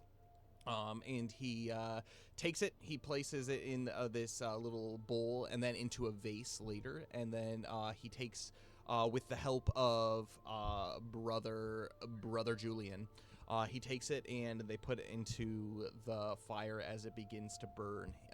You hear, and then the high priest, he says, and he repeats this for everyone, but he says, "Hear the prayers of your faithful, wash us clean of all that afflicts our bodies, minds, and spirits. Send forth the gift of your manna and restore your faithful to a state of grace. Lead them back to the path of Landis Frayne." And then to which all of you respond the amen, which in actually the Elvish tongue, Hightower language, is Coelon. Coelon. And then this repeats. Like this whole Coelon. Yeah. And as this sacrifice finishes, I'm going to have the three of you make faith survival checks for me. Oh, let's go. See if we can survive. Oh, that was so good. First roll of the day. Oh, baby. if you are in virtue as well, you get hope on this roll. Oh, let's go, bud. Is that a double roll? What is that? Yeah, double roll. It's advantage. Well, I'm glad that I rolled the first one. Is all I have to say. What is this? Faith? Survival?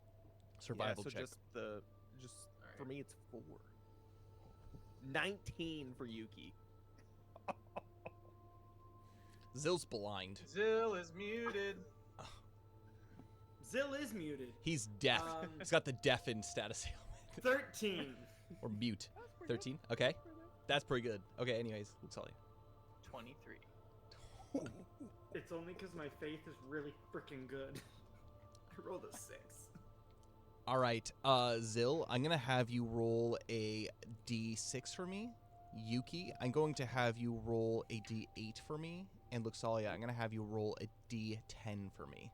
No, you know what? We're not feeling the metal. We're feeling the shout out to Forge Dane for the beautiful wedding gift. You're welcome. 7. Nice on the dice.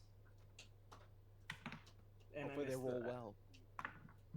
They didn't. I got a 2. Each of you remove that number of points of misery, and if you are in virtue, you gain that many points of my god! Basically like piety. Man, that was it. a bad thing for Belbin not to be here. Holy. I know.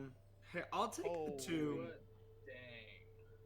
I would've These loved to say, so but I was FYI, thinking too. mechanically speaking, sacrifices like this can be made once a week, but if you are on an adventure and you have killed creatures or slain anything, basically you have to be on an adventure where you haven't done combat or like killed anyone in order to actually like go into like past the threshold to do this. So Be it's around got bodies. got There's some some limits to it. Hebrew vibes to it. Yep. Some Levitical law. Yep. I like it. Great. Guys, I'm at 12 out of 15 virtue. That's awesome. I'm at 8 out of 9 for me. I am 6 out of Very 14 good. misery. In Eight. neutral or I'm in neutral, so I'm 6 away. Can I from roll for Belbin since we prayed for his soul? he could do it at a later date. He's in charge of his own fate. Yeah. That's true. Yes. Because he's the one who needs. And with that, your each of your prayers were actually to a point of genuine honesty. It wasn't just going through the motions. This was something that you genuinely had been given, and as the high priest dismisses you, he asks each and every one of you for a penance. Not only do you have the sacrifice, but you are also given a penance as well, to which each of them are individually crafted, and I will type to you all at a later date what that penance is. Oh man, you're giving our characters penances? Yep. Oh, okay, that's fine. It's okay. And you have to get these accomplished before you. That's the thing. You have to get these accomplished before you add your reduce your misery. So it's like a sub quest for your character. Okay, I'm gonna reduce my misery now. Do so it, I don't and then just forget. write down. I have to complete my penance. Yes. I don't know where to write it, but complete. Cool. And I'll type those to you individually later, so you guys, and only you know them. I'm not going to give them to you for the world to know. So you have your own personal quests to be able to complete. And with that, the sacrifice has been ended. Essentially, as you're probably about the middle, so you have to wait for everything to be done. And this probably takes a total of about an hour and 15 minutes. Zil, you are no longer blind. At some point, your vision slowly begins to fade back in. Still got the little floaters though. He just kind of, not slightly loudly, maybe, but just kind of like, I can see! I can see clearly now. And we'll see how much Luke Sully prevents him from being obnoxiously disruptive. By the grace of Alamnia, As each of these sacrifices have been made, the remainders of what is left of these meats have been taken off of the pyre and taken back to where they have been prepared. Essentially, these are going to be used to basically smoked, whatever, be preserved to feed not only the clergy for the week, but also it is taken out daily into basically the town to be able to feed those who basically the impoverished people within it. And so it's being used for that purpose, the sacrifices. Vincent Van Gogh is a tasty boy. So He is a tasty boy. Enjoy. And the high priest, he says, thank you, each and every one of you, for your fervent sacrifice. We pray together that Alamnia hears the prayers of his faithful, so that we may all walk in light and turn away from darkness. And with that, everybody in response says Coelon, which is amen in Elvish. And that is it. That is the sacrifice. And as you depart and you leave, at this point it's probably about 5:30 in the evening as you emerge into the night air. Where is your next task? Or evening air, it's not night yet. Sun's setting, but not set. Have Belbin and Thorday made their way back? They have not. Snapdragons. Also, just heads up for you guys, I work early, so I gotta get headed out soon here. So. Sounds good. Shall we go and meet? Maybe go down to the bay and see if we can find Belbin and Thordain? Yeah. It's weird that they didn't ever turned up for the sacrifice. I'm kind of worried, to be honest. Maybe they got kidnapped by a strange man at a vending booth. At a vending Took him machine. in a back room and was like, "Ooh, it's nice and dark in here," and then just took him. Just You gotta be slapped them. careful about people in mysterious selling of things taking you into their back room, you know? Are you talking to me? Or are you talking to Zil? You weren't there for that. No, I just mean in general. Oh yeah. I think Be wary that's about it. that's common knowledge. I think among us women. Yeah. Oh, I'm just saying, like, maybe they weren't aware of that, and maybe they got taken. I have no idea what you're saying. I was in the back room earlier today. Oh. Did you see Belvin? Dornate? No, I didn't. Oh. Well, maybe let's don't do go that look. again. That's Hey, it. let me figure out what my armor does. So can we walk past So that's cool. here and see if we can see anything? Examine We'll as you make your way down towards, because remember it's about a 5:20ish, and as you make your way down to Foggy Bay, it's getting close. It's about 15 minutes till the planned meet up time. There actually, one thing that you've noticed is there aren't a ton of people that are walking back and forth, and I'm gonna have the three of you make focus skill checks for me. Well, Hey, I'm decent at that usually. 12. Okay. 11 for Yuki. Okay. 14. 14. And Zill. 12. 12. As this the time grows more and more, the one thing that you've realized is the guards that are up on top of the wall seem less frequent, almost as if this is the time for the changing of the guard. And it gets to a point as you near closer to the time, there are no guards for a few minutes on top of the wall. Who had the 14? Me. Luxalia. And you notice somebody in the shadows sneaking through a wooden fence on the side of basically going down into the bay. Did you see that? See what? There was a shady figure who went down there into the bay. Maybe we should follow him. We're supposed to meet them, aren't we? Yes. But where's Belvin? I don't know. I think at this point, we're gonna have to worry about that afterwards. Okay, The let's meeting's go. about to start. Yes. Okay. I Sneak lead it. them in the direction, sneakily. I'm gonna have the three of you make stealth checks for me. Oh, no. Oh yeah. It is not quite dark, so there's no hope on any of these rules, but 11. Are you ready for this? Well, just dropping dice. Who's that? That's me. You're so vigorously rolling it. Oh, gosh. It can't be worse than mine. It can. Oh. Guys, come on now. What is it? You've Dirty all got one. blessing. We've all got blessings. No! By the way. Dirty 2. I don't. I use mine. Yeah, Oh I'm gonna my use my God. blessing here. Why? I got a dirty 2. Don't waste it. Well, you'll sit back, I guess.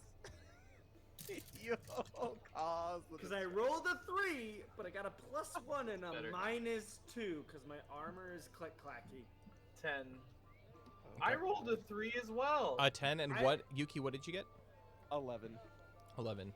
So, appreciate it here, folks. Luxalia I'm and one of the Yuki, only minuses the in two it. of you creep over to this area, and you see that there's a small gap in this fence, basically a loose board. And as you pull it to look through, you see nothing but a basically like a fogged cover area. You can't even see water, any land or anything that's down there. However, you do notice a mast just barely sticking up over the top of the waves, or over the top of the fog, just barely.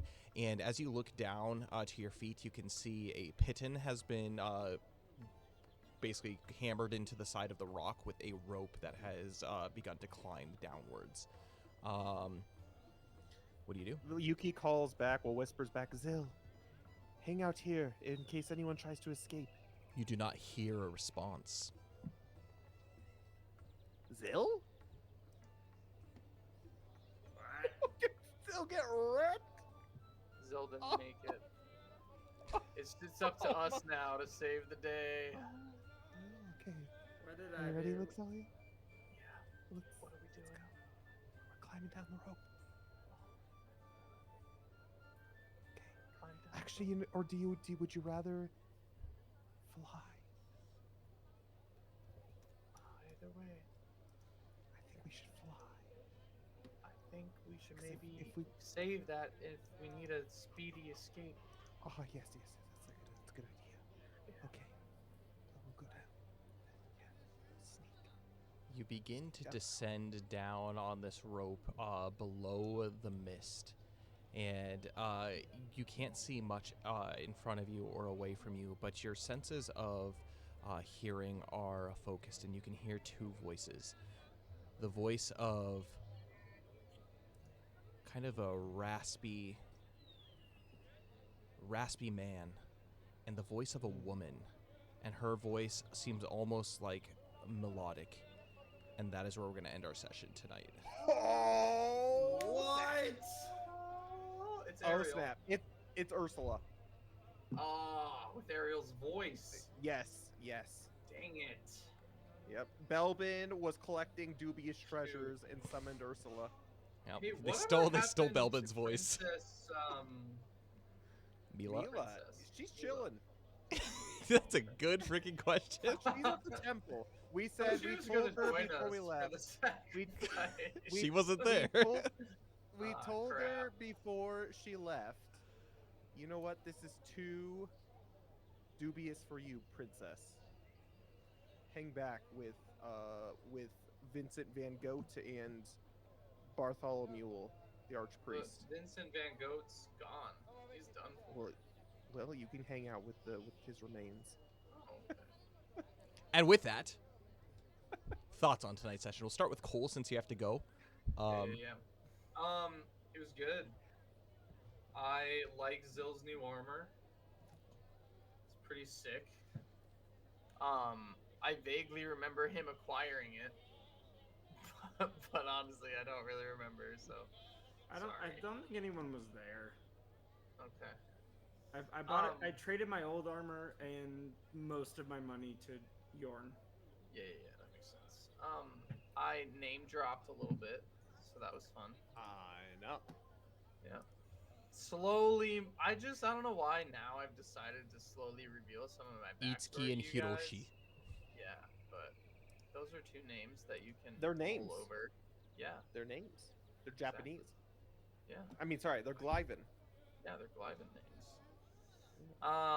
So take that for what it's worth. And so that was kind of, I don't know, it's just kind of fun having a mysterious backstory that no one asks questions about, It's good. That's been literally remain hidden until a couple of times it's been dropped. Guys, I have a mysterious backstory, and now everyone's like, Wait, what? I'm like, Luxalia just said that exactly. Hey guys. I have a mysterious backstory. my backstory is cool. quite mysterious. Yeah. It's full of hair. I wasn't always blonde. What? Bum bum bum.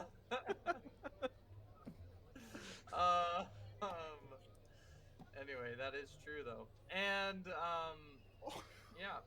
So it's just a fun time to do that. I like the mystery we left off on. I'm very intrigued, and I feel like we're gonna die. Zill's already dead.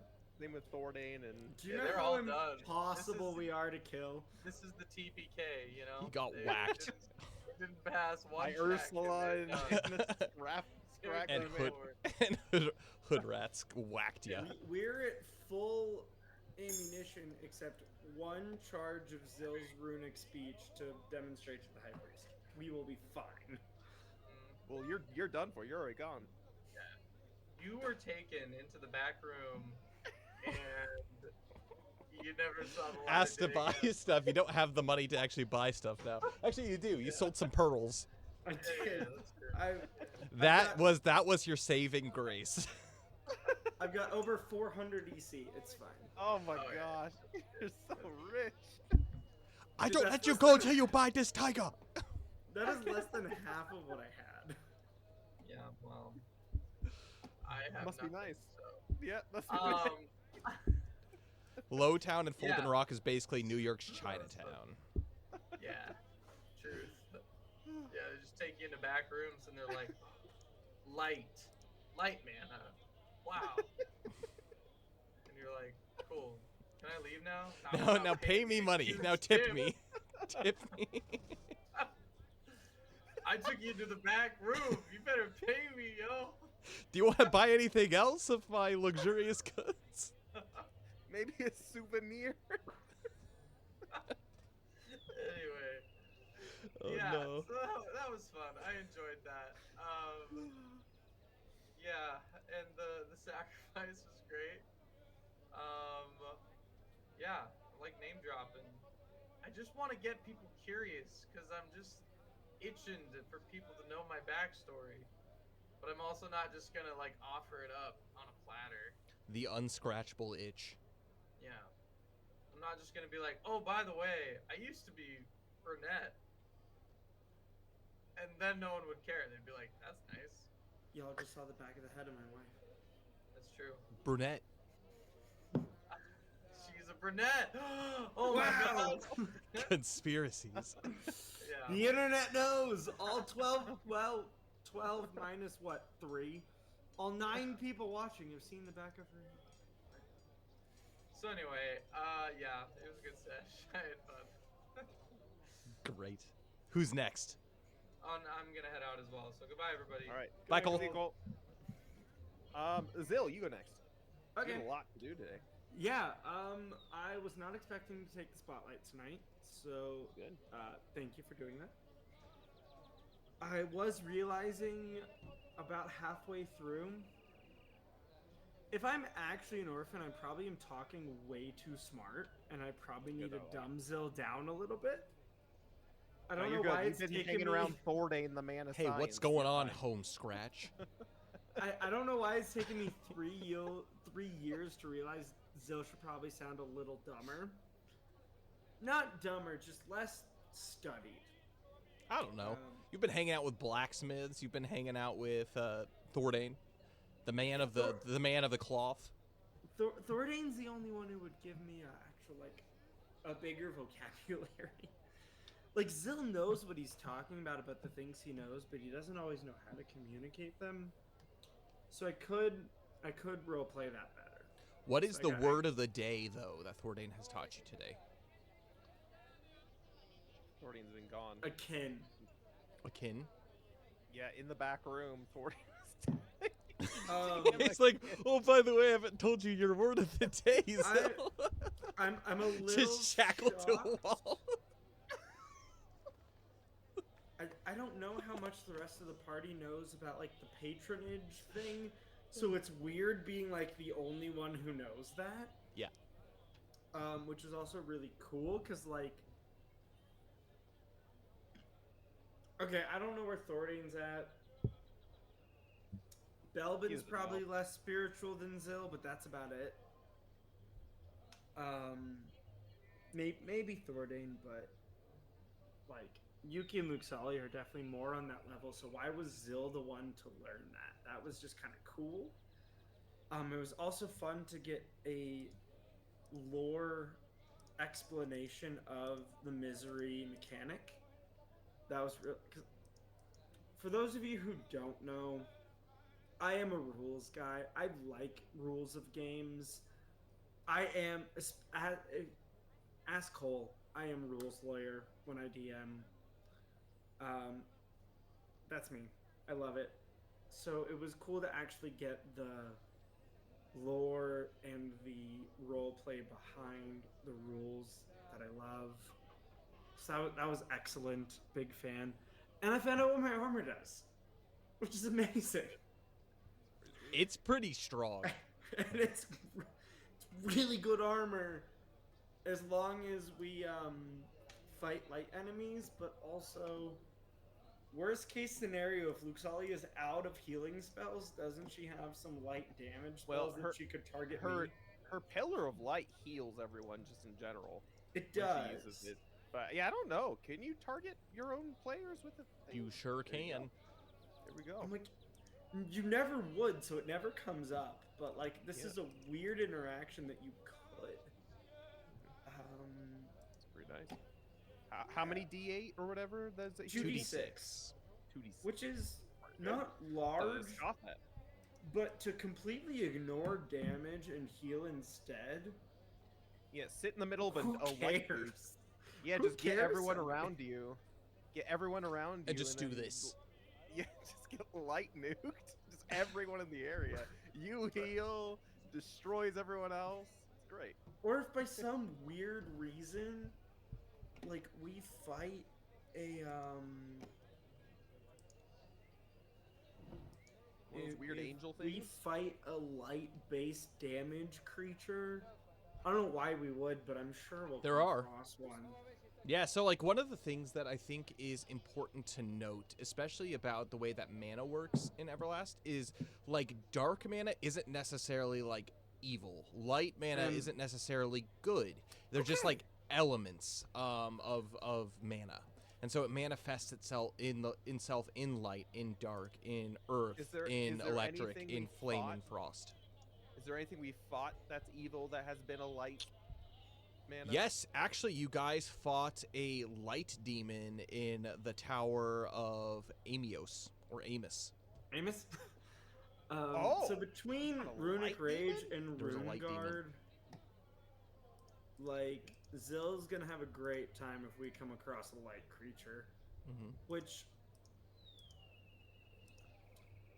question for you now before it comes up: Mhm. Is damage type fairly easy to intuit if you see someone hit by it? Okay. Yes. Yes. So like if I see Yuki hit, I'll be like, oh, they're hitting with light, knowing my armor does this, I should get yeah, their and attention. mana absolutely manifests itself as like easily identifiable. That's why it's like armor can sometimes be a little sketchy because it doesn't necessarily identify itself because it's not Yeah. like a projective type thing. Which is, you would have found out what would have happened with this armor if you did get hit with light. I would have just told you to heal a 2d6 and you would have been like, what the heck is going on? Doesn't necessarily, I mean, you could intuit at that point that it would do that, but yeah. It's and nice, so it's nice to just know. it's nice so to know. nice to So you know. can strategize around it for sure. Yeah. And then not really like I mean just a question for you, Kyle, not really a big thought of the session. What does Earthen Fairy Craft mean for armor? Earthen Fairy, I believe, means increase to the armor's durability. Oh, okay. Yeah, so durability. it should be higher than 7? Should be So it higher should be than 8 7. or 9. Yeah, I think it's a +2 to that. Okay, so it should be 9. Cool. Thank you. That's all I got. Dane, your thoughts? Yeah. It was good. It was really nice. I mean, it's been a while since we've had like an action-packed session. However, that ending, I am very curious about where Zill, Belbin, and Thordain went, and I am where did Zill go? sketched out. Yeah, I am sketched out about this lady and this haggard dude. I'm assuming the haggard dude is Ricket, but you know, it'll be good. Has the only person who's actually seen Ricket Zill? Yeah. I think so. And it was like, I don't think I knew it was Ricket specifically. Yeah, so There you go. And I mean, just in general, I really liked the mechanic again of the sacrifice. I mean, Vincent Van Gogh is the goat of goats, and so that's And why he's we gonna be all got tasty. so many blessings. We got so many points of misery removed because Vincent Van Gogh was the goat of sacrifices. But no, I mean, aside from that, I really liked I mean, those of you who aren't Catholic, that like when you go to confession and you confess your sins and everything, it's supposed to be an introspective thing where you're really truly reflecting about the things that you've done that's wrong, and the being absolved of that by the Catholic priests and having like the contrite heart. And so it was interesting doing that as our characters themselves, because it really made me as Yuki really think about Yuki and really Zill did his try best. to. It was good. I liked it. It's like the first confession. It's great. But yeah, no, I mean, it was good to think on that kind of level with Yuki and through her adventures and the things that she deals and struggles with in her heart. And I think she did a decent job of portraying those during that. So it helped me think about my character a little bit deeper is all. But yeah, great session. I really enjoyed it.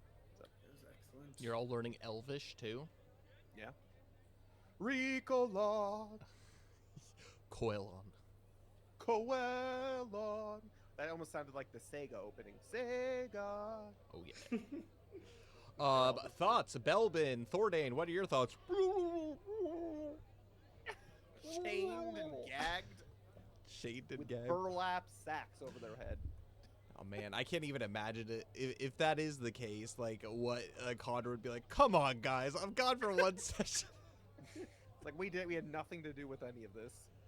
I did keep my promise to Connor. I promised him he will be at worst mostly dead. Well, we don't know if he. You don't know if he's dead or not. The operative word, mostly dead. We'll see. Or at worst, not the operative word, at worst. Yeah. I did not have anything to do with him, so it's not my fault. So I kept my promise. This session was a fun one to put together. I've actually been looking forward to having kind of like a temple sacrifice, because so far we've been streaming this for 2 years, and this is really the first time that we've really delved into like the religious aspects of the game. And honestly, it's a really big kind of core thing about it. And I'm not saying that you guys as players have been steering from it, but definitely we've been focusing on more of like the adventure, the storytelling. But it's like it's good always to be brought back into like the focus of what this game is, like what your job is as adventurers is, you know, to fight back evil, but like why are you fighting back evil? Mm-hmm. And so like again, it's that introspective look on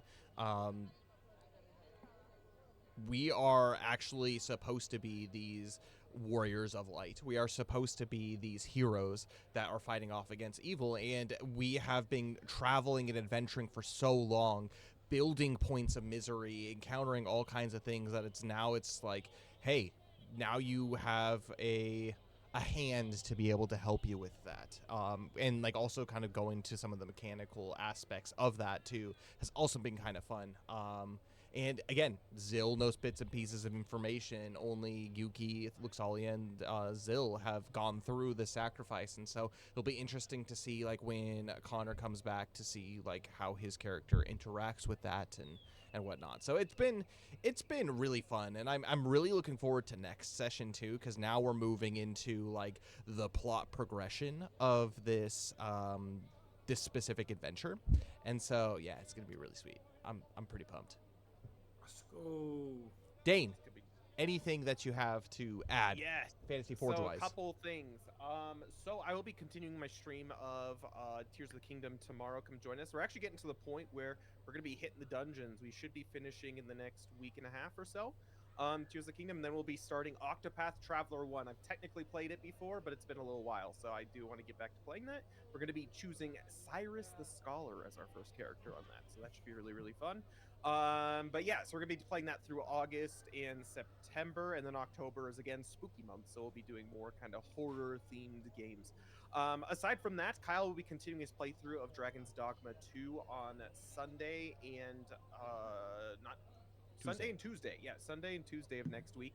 I'll be back with Tears of the Kingdom on Monday and Thursday, I believe, and then Cole should be back with some not Legend of Zelda, Fire Emblem 3 Houses on Wednesday next week, which should be really, really good. Nothing next Friday. Also, we do have, it's a weird 5th week for Adventures in Middle-earth. Typically, we don't have anything on the 5th weeks.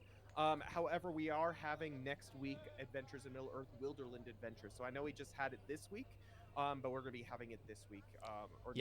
We skipped a week in there with that specific party, and so we're just kind of making up from the from that skipping. So we're basically 2 weeks in a row Wilderland Adventure, so enjoy it. For sure. This is also, sorry, go ahead.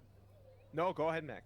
You're good. This is no way an official announcement or guarantee, but Cole did text me a couple days ago expressing interest in reviving Coal Forge Great Axe. I've not had a chance to talk to him about it, but I have missed it. Apparently he has missed it, so hopefully I don't know if it would take the place of his stream, if it'd be something separate. No, it'd probably be added But separately. You okay, guys have a talk about when you would want to do that. yeah, I don't know what my life looks like, so again, no I know promise that's or the big thing. guarantee, but we both miss it. So hopefully we can make a return Of the coal forged soon. Great Max. It just depends on the practicality of streaming Well, from half a country away. and one thing we can think about too, I mean, we're thinking out loud, guys. This is kind of the behind the scenes on what goes on behind the scenes when we're deciding streams and things like that. One thing that you could even do, like for example, if the stream itself is too like difficult, we could just have it a YouTube exclusive series where you guys just record it and then put it on True. YouTube exclusively as well. I know we've mentioned a lot of games that we can play co-op, like Pokemon Unite, Star Wars Battlefront, because they re-released that recently, stuff like that, and Yep. just you only get one screen at a time. That's been For a sure. big conversation we've had. So I don't know what it'll look like, but Yeah, I mean, we'll talk We- about it for sure. we both miss it. So be on the lookout if we're able to figure something out. That sure, sounds for sure. pretty sweet. Exciting. A couple other things moving forward in the rest of the week. So, or not the rest of the week, couple sponsors. So we have our one sponsor, amazing sponsor, Daisnaki. They're a Japanese sweets and luxury treats company based in Tokyo, Japan. They're a small family business. They have their omakase box, and they've got all kinds of different boxes. So you can get just their normal omakase box, all the way through their looks boxes, which are more like traditional Japanese sweets like mochis and some really more high-end expensive things. They are out for free international shipping. If you do decide to buy from them, make sure there's like a little text box. Make sure you enter that Forge sent to you. And that's how we get the credit for that. And make sure to mention your Twitch username, because once you mention your Twitch username, then it gets put into a raffle. Everyone gets the opportunity, but you get more raffle tickets if you actually buy something from them. And then when we hit a referral limit, we're able to give away a box on the stream. We've already given away one box to one of our amazing followers, which is awesome. So consider doing that. That's again supporting a small family business, and it also helps support Fantasy Forge Studios as well.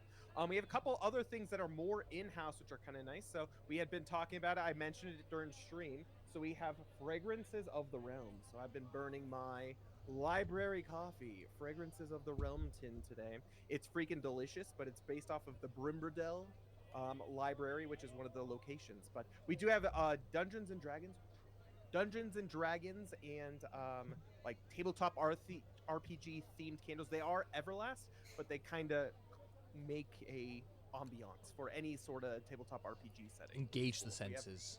Exactly, engage the sentence. Like we have a couple different scents, like this library one. It's just coffee and it smells really good. But we have a couple other ones that evoke the subterran.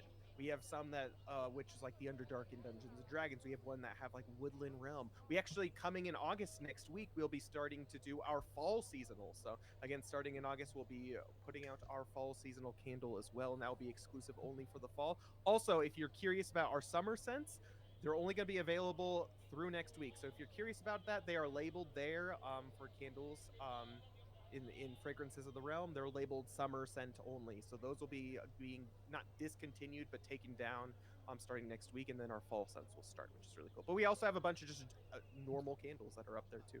If you like candles, but you like coffee more, like I do, then you can also check out Coffee of the Realm, which is our everlasting coffee. It is by Roastify Coffee, and we are partnering with them to bring you Coffee of the Realm. Yes, as Kyle's showing. Kyle's got what, the Flamongolith blend, which is, hey, speaking of which, Flamongolith, it's the same exact artwork. This is the city that Yuki's from. And on the back has a nice description of Flamongolith, and it is also good because it's decaf. And then we also got the Helix blend, which, hey, that's the city that Zill's from. And that's one of our medium blends, which is really cool. So if you drink coffee or you know someone who likes coffee, then feel free to pick those up. Both the candles and the coffee are they help with the specifically the art of Everlast right now. So before we start our Kickstarter, hopefully sometime within the next year or so, we want to have pretty much everything done, which includes artwork, well, mainly artwork, and that way we can just get it out to you as quick as possible. And so by purchasing one of the Fragrances of the Realms or the Coffee of the Realm, it allows us to help fund that artwork, because it's pricey. It's not cheap, and it really just helps get that out there for you guys. And also you get to enjoy some amazing just delicious smelling candles and delicious tasting coffee. So aside from that, I can't think of anything else. Check out our Discord. I will be posting on Sunday the schedule for the next week. And yeah, I guess with that, we're gonna raid. So guys, we're gonna raid. We're gonna raid something real nice. Real nice. You'll see in a second here. Raid what we're gonna Shadow raid. Legends. Not Go sponsored. ahead, not sponsored. Kyle, go ahead and do the outro, and we'll get the raid going. May God bless all of you. May Alomnia guide you, and we will see you in a couple of weeks for some more Everlast. For those of us who have regular streams, we'll see you then. Pray for me, pray for each other, and yeah, just it's gonna be a good time. But we'll see you over at the raid. Make sure to post your raid stickers if you have them. If not, show the Fantasy Forge love. Bye, everybody.